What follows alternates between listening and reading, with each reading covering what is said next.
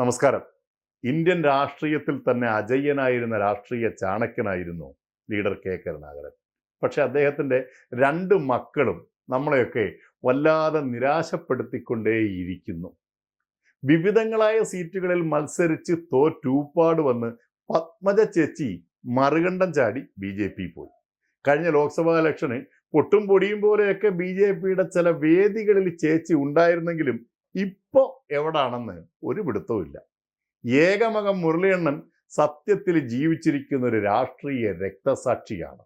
സ്വന്തം പാർട്ടിയായ കോൺഗ്രസ്സുകാർ തന്നെ അണ്ണൻ്റെ രാഷ്ട്രീയ ജീവിതത്തിനെ പലതവണ വെട്ടി നുറുക്കി പീസാക്കി കളഞ്ഞു. ഇപ്പൊ അണ്ണൻ പറയുന്നത് കേട്ടാൽ നമ്മൾ ചിരിച്ചൂപ്പാട് വരും.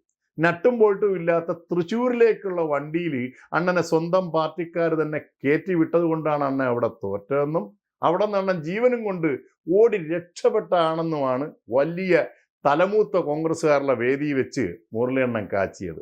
ഇതേ മുരളിയണ്ണൻ പണ്ട് KPCC പ്രസിഡന്റ് ആയിരിക്കുമ്പോഴാണ് വേറൊരു മുട്ടക്കാട്ടം പണി കിട്ടിയത്. അണ്ണനെ KPCC പ്രസിഡന്റ് സ്ഥാനത്ത് നിന്ന് തൂക്കിയെടുത്ത് മന്ത്രിയാക്കി. പിന്നെ ഇലക്ഷൻ നിർത്തി പാർട്ടിക്കാർ തന്നെ വെടിപ്പായിട്ട് അങ്ങ് തോൽപ്പിച്ചു.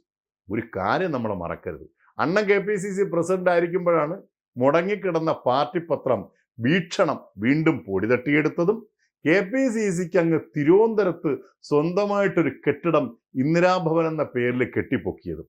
പക്ഷെ ഈ അണ്ണനെ തോനെ വളരാൻ കോൺഗ്രസ് പാർട്ടിക്കാർ സമ്മതിക്കില്ല. കാരണം കോൺഗ്രസ് അബദ്ധത്തിലെങ്ങാനും ഇനി അധികാരത്തിൽ വന്ന അണ്ണൻ കയറി മുഖ്യമന്ത്രി എങ്ങാനും ആയിക്കളെ എന്നുള്ള പേടി തന്നെ കാരണം.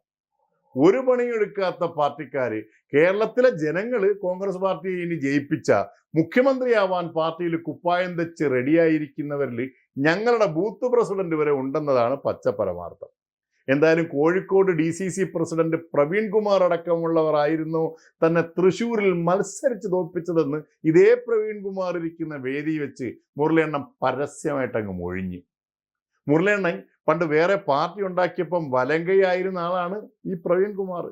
എന്തായാലും വയനാട് ഉരുൾപൊട്ടലിൽ സഹായം വൈകുന്നതിൽ ഒന്നാം പ്രതി മുഖ്യമന്ത്രി പിണറായി വിജയനും രണ്ടാം പ്രതി പ്രധാനമന്ത്രി നരേന്ദ്രമോദിയാണെന്നും കാച്ചിയ മുരളിയണ്ണൻ കോൺഗ്രസിന്റെ ലാസ്റ്റ് ബസ് വരുന്ന തദ്ദേശ സ്വയം തെരഞ്ഞെടുപ്പാണെന്നും ഇത് ജയിച്ചില്ലെങ്കിൽ പിന്നെ കോൺഗ്രസിന്റെ ബസ് എന്നേക്കുമായിട്ട് കട്ടപ്പുറത്തായിരിക്കുമെന്നുള്ള താക്കീതും കൊടുത്താണ് പ്രസംഗം അവസാനിപ്പിച്ചത്.